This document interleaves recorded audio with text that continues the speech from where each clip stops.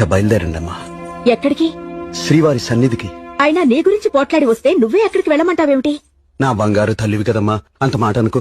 నువ్వేదైనా చెప్పు వింటాను, కానీ అక్కడికి మాత్రం వెళ్ళను. పోనీ శ్రీవారే ఇక్కడికి వచ్చి రమ్మని ఆహ్వానిస్తే? అప్పుడు ఆలోచిస్తాను. ఇప్పుడే ఆలోచించు పద్మ. నువ్వు లేకుండా వైకుంఠంలోనే ఉండనని వచ్చేశాం కదా. ఏదో 2 మాటలన్నందుకే. 2 మాటలా? ఎన్నెన్ని మాటలు అన్నారో చెప్పనా? పద్మ, అమ్మమ్మ ఒక్క క్షణం నన్ను మాట్లాడినివ్వండి. స్వామి, ఒక మాట చెప్పండి. మా అమ్మంటే ఎవరు? పుట్టు మహారాణి, ఆకాశరాజు గారి ఏకైక ముద్దుల పట్టి. మీరు మా అమ్మ చేపట్టారు, మహర్దశ పట్టింది. అవునా కాదా? అమ్మా, మీ కళ్యాణం జరిగిన కొత్తలో మిమ్మల్ని ఎలా చూసుకున్నారు స్వామి? పువ్వులా, చెరుకు ముక్కలా, కలకండలా చూసుకున్నారు. అవునా స్వామి? అవునయ్యా. అంటే కొత్తగా పెళ్ళైనప్పుడు పువ్వులా, చెరుకు ముక్కలా, కలకండలా చూసుకుంటారు, అంతే కదా? ఆ? అంతే అంతే.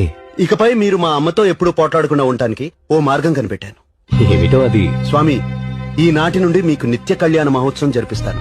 అంటే ప్రతిరోజు మీరు కొత్త దంపతులే, ఇకపై పోట్లాటలే ఉండవు.